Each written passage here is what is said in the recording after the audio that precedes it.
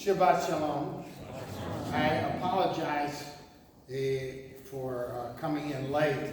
Rabbi Guttman is in Washington, D.C. with our teens on the Lithikin seminar. We had a young Shabbat dinner with all these little kids, and I feel like I'm the living embodiment of what my mother always told me not to do tonight, and that is that one tochos can't dance at two weddings.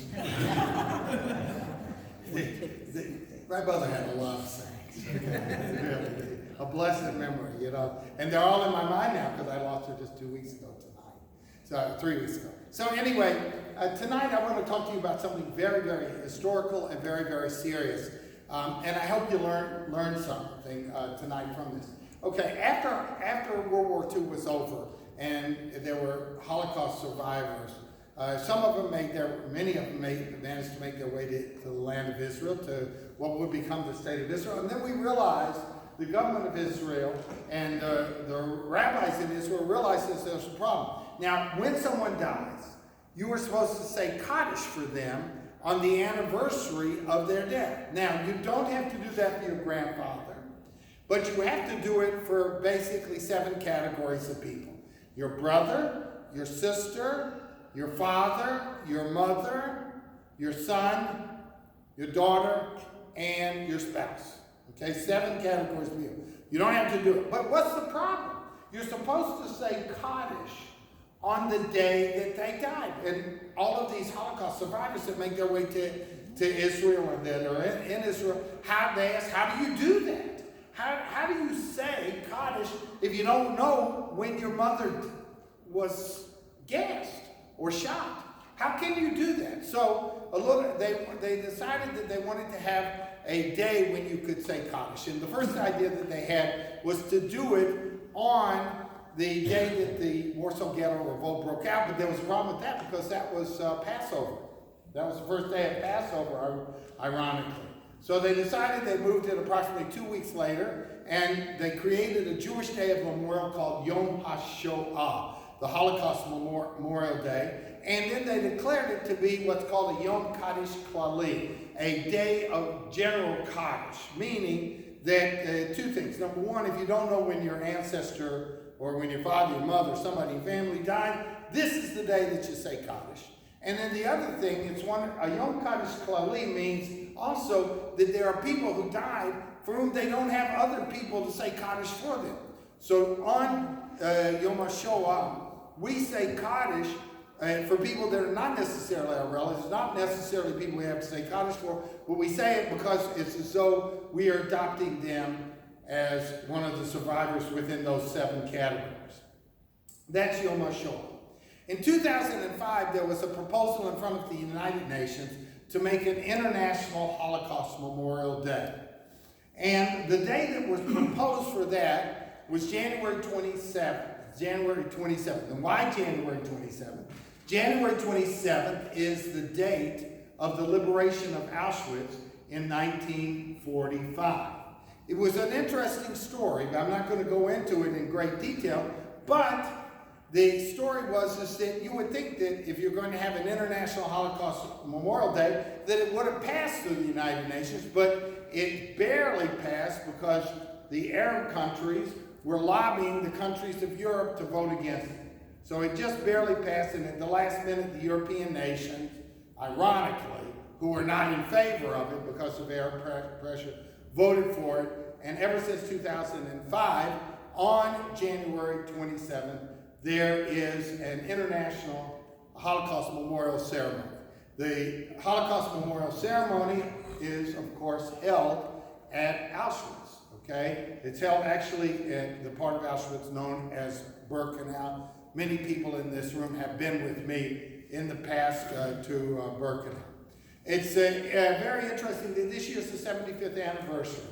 So there was a ceremony that took place yesterday in Jerusalem for the 75th anniversary of the liberation of Auschwitz. And Nancy Pelosi was there, Vladimir Putin was there, Macron was there, the Prime Minister of Canada was there, the Prime Minister of Ukraine was there. There were all these big, very important political leaders throughout the world who came to that ceremony at Yad Vashem yesterday on the 23rd, and most of them are going, my understanding, to Birkenau, to Auschwitz-Birkenau on the 27th.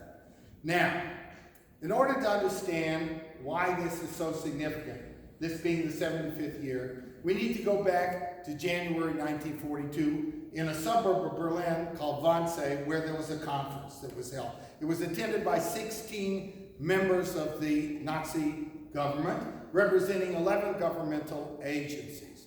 And the conference becomes known that these 16 people made this decision. It becomes known as the Conference of the Final Solution, because at that conference it was decided to murder the Jews of Europe, and they actually made a census of the Jews of Europe, and they said there were 11 million Jews of Europe. So the significance of that is, yes, they killed 6 million, but that wasn't all they wanted to kill. It was in their mind to murder 11 million of our brothers and sisters. By the way, the 6 million number is an incredible number, because it's 1 out of every 3 Jews that was alive in 1939, and of the 6 million, 1.5 million were children. They did this, they've been doing this thus far through shootings, but in Wannsee they decided to set up 6 death camps. 6 death camps in Poland, from which concentration camps and people that were deported from villages and whatever, they would be sent to these 6 death camps. The 6 death camps were Sobibor, Chelmno, Belzec, Treblinka, Majdanek, and Auschwitz, or Auschwitz-Birkenau. Of all of the death camps, the one that was the largest and the most mechanized was Auschwitz-Birkenau. And in Auschwitz-Birkenau, it's estimated that 1,300,000 people were murdered. Of them, 1,200,000 people were Jews. That number is an unbelievable number. What it means is, and when it was flourishing, what an improper word to use, when it was functioning, there were 12,000 people, 10 to 12,000 people a day that were coming in via railroad cars to Auschwitz. They were being gassed, okay? Most of them were being gassed. Their bodies, after being gassed, were burnt in the crematorium. Only a few of them were chosen to be slave laborers. By the way, when the Hungarians were deported, you were Hungarian, right? When the Hungarians were deported to Auschwitz later in 1944, they were deporting somewhere between 18 and 20,000 Jews a day from Hungary, and the place was being overrun, so to speak. It was set up as a factory of death for 12,000, and so they started again shooting people. Now, if you understand this, and if those of you who've been with me to Auschwitz understand that there's a way to really, that the United States or the Allies could have very easily stopped or put Auschwitz out of business. And it's very easy. You don't have to bomb the camp. You don't have to bomb the gas chambers. You don't have to do anything like that. All you have to do is take out the railroads. When we go in there, okay, I think when there are many in this room, you've been there with us, I know. When you walk in there, you walk through into Birkenau, and there are railroad tracks going, and on the outside, the last mile of what we do with the March of the Living, we're walking next to railroad tracks. If the United States or the Allies had wanted to take out Auschwitz and put it out of business and stop 12,000 or later 20,000 Jews a day from being deported to Auschwitz, all they had to do was bomb the railroad tracks. So here's the story, not necessarily connected to that, but there was a time when all of this was going on. The United States government had known about what was going on with the Jews of Europe since August of 1942. In 1943, it wasn't clear exactly what was going on with Auschwitz in terms of the numbers, but 400 rabbis requested a meeting with the President of the United States. Can you imagine that? 400 rabbis requested a meeting with President Roosevelt, and Roosevelt wouldn't meet with him. Okay? I would like to think, I don't care who the president is, Republican, Democrat, the current one, a future one, a past one, I'd like to think that things have changed now. 400 rabbis stood outside of the White House that the president would meet with us. But Roosevelt would not meet with us. Meanwhile, the War Refugee Board, a Jewish organization, requested that the tracks to Auschwitz be bombed. Okay? And they requested that they be bombed, and in November of 1944, a letter was sent from the War Department, which today is the Defense Department, to these people of the War Refugee Board, saying Auschwitz can't be bombed, it's too far away, and the only bombers that could do it would be heavy bombers, and the heavy bombers would be sitting duck to the anti-aircraft fire of the Nazis. We're not sending those. They're not fast enough. We can't escort them. It's too far away from bases, primarily in the United Kingdom. And the United States wrote that letter to the Jewish community. November 1944. Here's what's amazing. In April, May, June, all the way through August of 1944, it turns out that there were bombing runs within a mile or two of Auschwitz-Birkenau. There were bombing runs done by the Allied planes. Now, how could this have happened? Okay? Two things about how it could have happened. How could it have happened? And how could the United States government purposely lie to the War Refugee Board? Here's how it happened. Somebody had an idea, if you can't do it with heavy bombers because they're too slow, you could probably do it with medium bombers escorted, faster bombers that are escorted. If you take off in Great Britain, you drop your bombs in Poland, and then you fly to Russia. You see, because if you think about it, round trip only means that you go like this. But if you start here, 60-70% of the way through, you bomb a target in Poland, and then another 20% of the way, you go to the Soviet Union, or you go to southern Italy. This is a way to accomplish this. And this operation, which was only declassified by the American government in 1965, this operation and the material support for this operation, which was declassified in 1965, it was called Operation Frantic. And here's the weird thing about it. Operation Frantic, which never bombed Auschwitz or Birkenau, flew over there. We know that there were people there that were praying. They were praying, bomb us, okay? As much as they were saying, bomb us, bomb the tracks. But they flew over there. Why? Two reasons. They were either on their way or coming back from a site that they had bombed, but they also were intrigued by what they were seeing. They were intrigued by the massive nature, particularly of Auschwitz-Birkenau, and they took reconnaissance photos. And these reconnaissance photos, again, which were only declassified in 1965, you have pictures like of trains and people getting off of trains and lines of people going into gas chambers. All sorts of pictures of this camp. And it turns out that there were people who had escaped the camp that were able to interpret what was going on, but it didn't make any difference. Because several months later in November, the United States government lied to the Jewish people and to the American people, saying it was impossible when it was already going on, and the Monowitz factory 2 miles away was being bombed. This was what was happening. The first lesson is, make sure the government tells the truth. And ready to defense for it. Mm-hmm. Hold them responsible.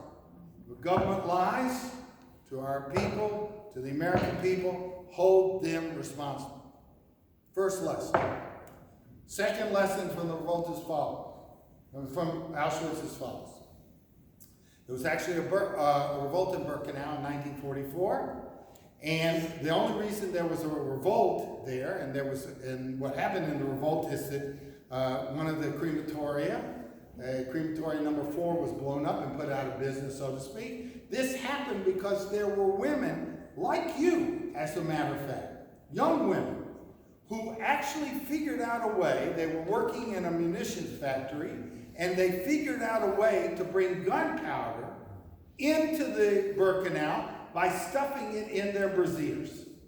Okay? Brilliant. The real people who were the heroes, or if you want to call them the heroines, well, that's a word is weird, okay? Or the sheroes of this revolt, okay, were the women, because they brought it in. They got it from the gunpowder from the women's camp to the men's camp, and the revolt took place. The leader of the revolt was a woman in her early 20s named Rosa Rabota, and most of the people that were doing this were not my age, and not the age of most of the people in this room, but they were closer to your age. They were teens and people in their 20s, women in their 20s that provided this. This is part not only of Jewish history, but what I call Jewish herstory. Okay? This is the story of the heroic story of women at Auschwitz, brave, brave women without whom, okay, Crematory 4 would not have been destroyed, and it was never repaired. Okay? This is an amazing thing. So some of the times when we teach the Shoah, when we teach the history of the Holocaust, we teach this is what happened, this is what didn't happen, but we have to teach the story of the incredible bravery of some of the Jews, and in this case, young women who were really responsible for this revolt.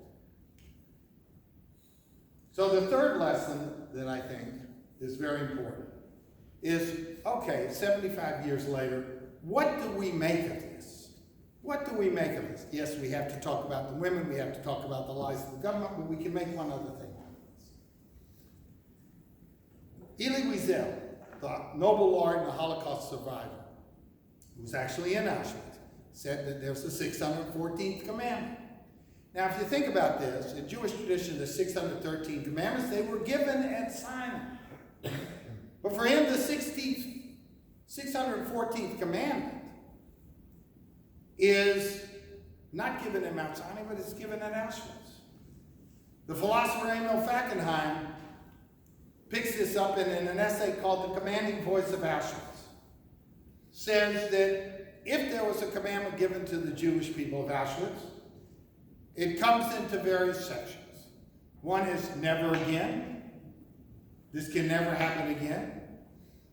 Another one is the Jewish people are commanded to survive. Another one is that as much as you think that this destroys our trust in other human beings, don't let it. Human beings can, if they can be this evil, they can be very good. And we should trust other human beings to be good and to make a better world. And finally, he says that you can't deny God after this. And he's talking basically, Fackenheim himself was an Auschwitz survivor. I was fortunate to study with him in 1972 and 73 at Hebrew University in Jerusalem. But anyway, the idea was that if you think God exists for sure, or if you're not sure that God, or if you think God doesn't exist at all, Fackenheim says you got to be someplace in the middle. We got to be like Jacob, wrestling with God. But we can't deny God. We can't not trust people. We cannot stop trying to survive and flourish as the Jewish people because, and this is very controversial, he says because if you do that, you're granting a posthumous victory to Hitler and the Nazis. That's the controversial part. But having said that, I want to return to what for me is not controversial.